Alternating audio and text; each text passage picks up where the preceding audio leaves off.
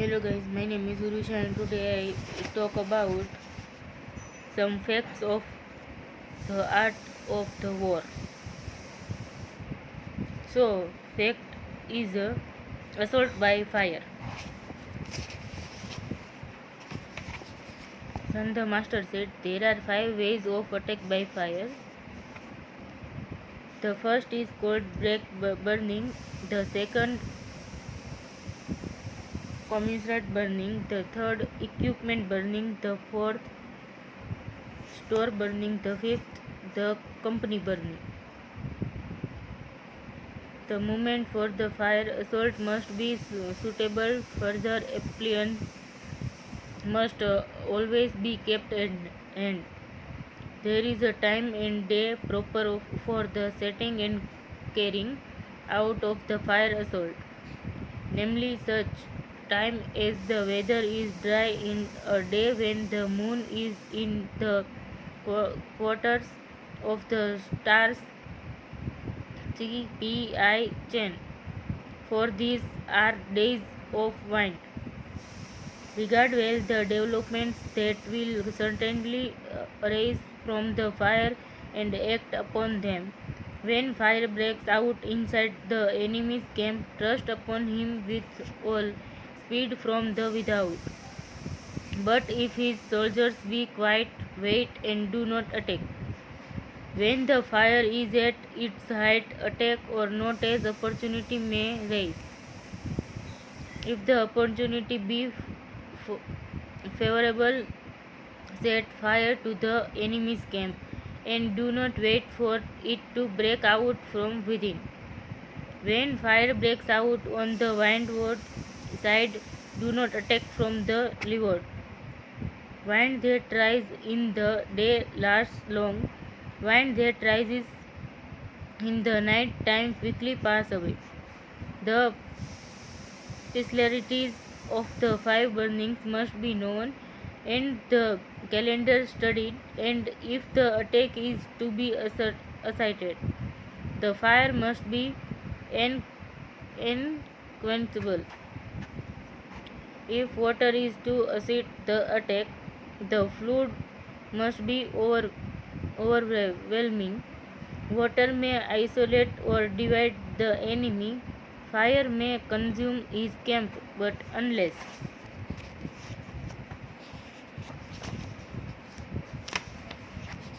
victory or possession be obtained, the enemy quickly recovers and misfortunes arise. The war drags on and money is spent. Let the elegant and unlightened Lord consider well, and the good general keep the main object in view. If no advantage is to be gained thereby, do not move. Without prospect of victory, do not use the soldiers. Do not fight unless the state be in danger. War should not be undertaken because the Lord is in a moment of passion. The general must not fight because there is a anger in his heart. Do not make war unless victory may be gained thereby. If there be prospect of victory, move. If there be not prospect, do not move.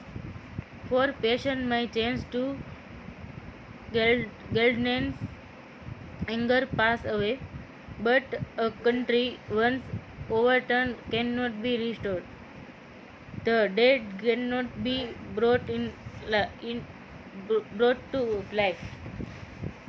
Therefore, it is written, the enlightened Lord of circumspect, and the good general take heed.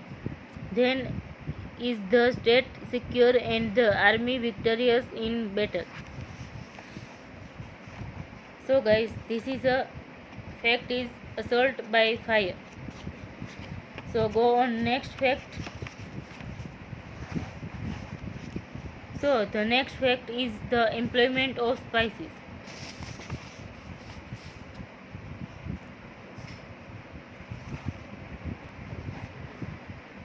son, the master said, calling 100,000 men to arms and transporting them 100 language is such an undertaking that in one day 1,000 tales of the citizen and nobles' money are spent. Commission Commissions arise within and without the state. Carries fall down exhausted on the line of march of the army, and the occupations of 700,000 homes are upset. Again, for a year, the army may faces each other, yet the issues may depend on a single day victory. Therefore, by grouping slight expense in titles and salaries to spices, to remain in ignorance of the enemy's circumstances, is to be without humanity. Such a person is no general, he is no assistant to his lord, he is no master of victory. The enlightened ruler and the wise general who act, win and are distinguished beyond the common are informed beforehand. This knowledge is not to be got by calling on gods and demons, nor does it come of past experience nor calculations. It is through men that knowledge of the enemy is gained. Now the 5 kinds of spices are these: village spice, inner spice, converted spice, dead spice, and living spice. If these five means be employed simultaneously, none can discover their working. This is called the mysterious thread. It is the Lord treasure. Village spies are such people of the country as given information.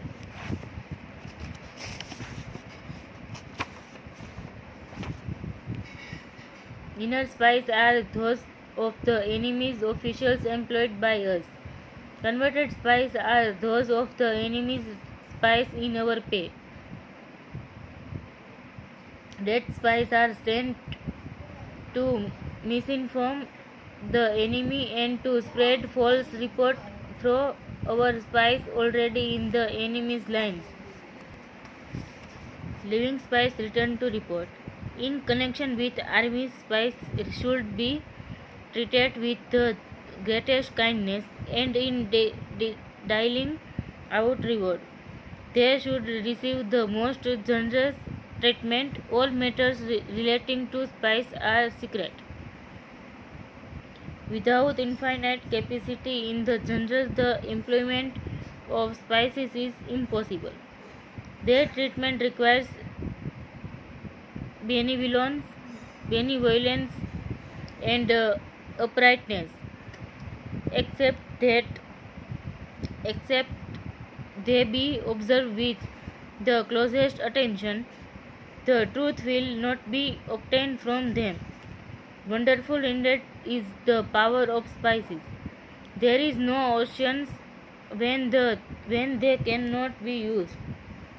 If a secret matter be spoken of before the time is ripe, the spy who told the matter and the man who repeated the same should be put to death. If desires of attacking an army, of basing of fortress, or of killing a certain person, first of all learn the names of the general in charge, of his right hand men, of those who introduce visitors to the presence, of the gatekeeper and the sentries. Then set the spices to watch them. seek out the enemy spies who come to spy on us. Give them give them money, cause them to be lodged and cared for, and convert them to the service. Through them we are unable to obtain spies among the enemy's villagers and officials. By means of the converted spy, we can construct a false story for the dead spy to carry to the enemy. It is through the convert spy that we are able to use the five varieties to their utmost advantage. Therefore, he must be liberally treated. In ancient times, the rise to power of the province of Yin was due to I, who was sent to the country of Hysia. Likewise, during the foundation of the state of Chu, we are living among the people of Shang. Therefore, intelligent rulers and vice generals use the cleverest men as spies, and invariably acquire great merit. The spy is a necessity to the army. Upon him, the movement of the army depends. So, guys, the fact is the employment of spies. So go on next five facts.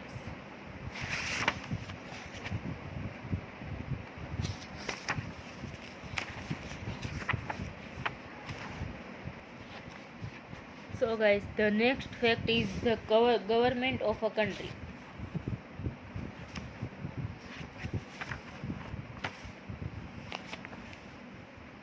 And Muda Master said, the mighty rulers of old first trained their retainers and then extend their regards to their outlying feudatories. There are four discord. Discord in the state, then never make war. Discord in the army, then do not strike camp. Discord in the camp, then do not advance to attack. Discord in the battle array, then seek not to decide the issues. Therefore, wise rulers who would employ their subjects in great endeavors should first establish harmony among them. Let not be ready ear to human counselors, but lay the matter before the altar. Seek inside the turtle, and consider well the time and season. Then, if all be well, commit ourselves to the undertaking. If the people know that their Lord is careful of their lives and laments their death beyond all else, then in the times of danger the soldier advancing find glory in death, and in survival after retreat dishonor. The master said, the way must follow the only true path. Righteousness lies at the root of achievement and merit. The object is stratagem is to avoid loss and gain advantage. The object is government is to guard enterprise and to preserve the state.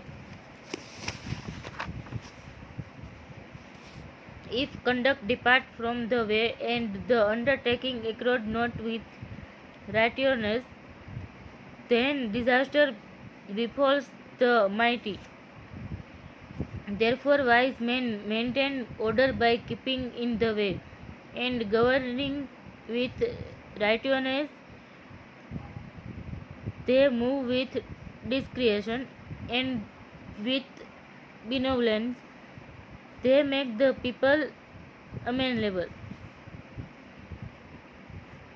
If these four virtues be practiced, there is prosperity. If they be neglected, there is deceit. For when Lord Tang of Cheng defeated Lord Chia, the people is Hezia rejoiced. And when Wu of Chu defeated Lord Chu, the people of Yen were not discomfited. And this was because it was ordained by providence and human desire. The master said, in the government of a country and command of an army, the inculcation of priority, simulation of righteousness, and the promotion of a sense of shame are required. When men possesses a sense of shame, they will attack with resolution when in strength, and when few in number defend to the last. But while victory is easy in attack, it is difficult in defense. Now of the fighting races below heaven, those who gain 5 victories have been won out. Those who have won 4 victories have been impoverished. Their victories have given 3 victories have given dominion, 2 victories have founded a kingdom, and upon 1 victory an empire has been established. For those who have gained power on earth by many victories are few, and those who have lost it many. The master said, the causes of war are 5. First, ambition. Second, profit. Third, overburdened hate. Fourth, internal disorder. Fifth, famine.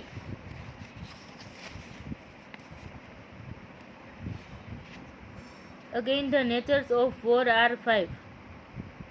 First, a righteous war. Second, a war of might. Third, a war of revenge. Fourth, a war of tyranny. Fifth, an righteous war. The prevention of training and the restoration of order is just. To strike and reliance on number is oppression. To raise the standard for reasons of anger is a war of revenge. To quiet property and size's advantage is training.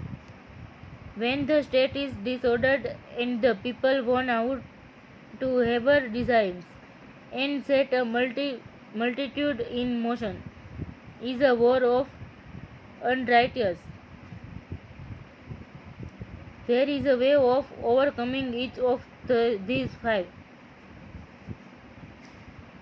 Righteousness is overcome by priority, might be humanity, revenge by words, training by deception, unrighteousness by strategy. Lord when asked and said, I would know the way to control an army, to measure men, and make the country strong. Who answered and said, the illegitimate rules of equity, respected priority between sovereign and people, established equity between high and low, settled officials and citizens in close accord, gave instruction in accordance with custom, select men of ability, and thereby provided against what who should come to pass. In ancient times, Prince Hun of Qi assembled 50,000 men at arms and became chief among the princes. Prince Wen Hu Qin put 40,000 mighty men in the van and gain is ambition. Prince Mu of Jin gathered together 80,000 invisible and subdued his neighboring foes.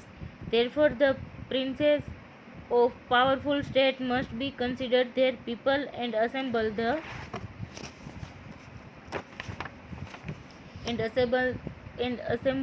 violent and spirit men by companies. Those who delight to attack and to display their valor and fealty should be formed in companies. Those skillful in scaling heights or covering long distance and who are quick and light of foot must be collected in companies.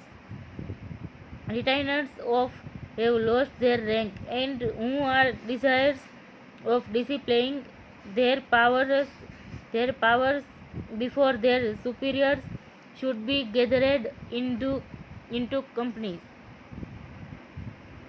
Those who have abandoned a castle or deserted their trust and are desirous of atoning for their misconduct should be collected and formed into companies. These 5 bodies form the flower of the army, with 8,000 of such troops if they issue from within. An encompassing enemy can be thrust asunder if they enter from without. A castle can be overthrown. Lord Wen asked and said, I desire to know how to fix the battle array, render defense secure and attack with certainty of victory. Who answered and said, to see with the eyes is better than ready. But yet I say, if the wise men be put in authority and the ignorant in low places, then the army is already arranged. If the people be free from anxiety about their estates and love their officials, then defense is already secure. If all the lies be proud of their lord and think ill of neighboring states, then is the battle already won. The Lord when once assembled a number of his subjects to discuss affairs of state, and none could equal him in wisdom. And when he left the council chamber, his face was placed.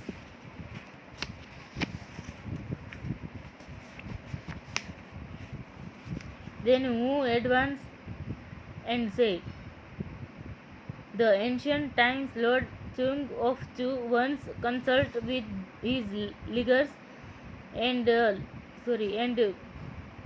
his ligers, and none were like unto him in wisdom. And when the Lord left the council chamber, his countenance be troubled. When the Duquesne asked and said, why is my lord troubled? And he answered, I have heard that the world is never without sage, and that in every country there are wise men, that good advisers are the foundation of an empire and friends of dominion. Now if I lacking wisdom have no equal among the multitude of my officers, dangerous indeed is the state of Jew. It grievous me that Weir's Prince Chuang of Jew was troubled in a like case. My lord should be placed. And hearing this, Lord Wen was inwardly troubled. So guys, this is fact of the government of a country. So go on next fact. So guys, the next fact is estimation of the enemy. And Lord Wen said to Hu, Chin threatens us on the west, Zhu surrounds us on the south, Zhao presses us on the north, Ji watches us in the east, Yan stops our rear, and Han is posted in our front. Thus the armies of 6 nations encompass us on every side, and our condition is very unpropitious. Canst thou relieve my anxiety? Who answered and said, the path of safety of a state lies first of all in vigilance. Now my lord has already taken warning, therefore misfortunes are yet distant. Let me state the habits of these 6 countries. The forces of Chi are weighty but without soldiery. The soldiers of Chin are secreted and fight each of his own accord. The army of Chu is well ordered, but cannot endure. The soldiers of Yen defend well, but are without dash. The armies of the 3 Chins are well governed, but cannot be used. The nature of Chi is stubborn, and the country rich, but prince or officials are proud and luxurious, and neglectful of the common people. Government is loose and rewards not impartial. In one camp there are 2 minds. The front is heavy, but the rear is light. Therefore, it is ponderous without stability. To attack it, the force must be divided into 3 parts, and by threatening it on 3 sides, its front can be broken. The nature of Chin strong, the country rushed, and the government firm. Rewards and punishments just the people indomitably, and all have the fighting spirit. Therefore, when separated, each fights of his own accord. To defeat these people, they must first be tempted by gain to leave their cause, so that the soldiers, greedy of profit, desert their general. Then, taking advantage of their disobedience, their secret forces can be erased, abuses laid, favorable opportunities taken, and their general captured. The nature of Chu weak, its territory wide and government weak, and the people exhausted. The troops are well ordered but of short endurance. The way of defeat them is it to assault their camp, throw it into concerns, and crush their spirit. Advance softly and retrieve quickly. Tire them out, avoid a serious encounter, and they may be defeated. The nature of Yan is straightforward. Its people are courteous, loving, courage, and righteousness, and without guilt. Wherefore they defend but are not daring. Their way to defeat them is to draw close and press them, tease them and pass to distance, move quickly and appear in the rear, thus causing bewilderment to their officers amid fear in their ranks.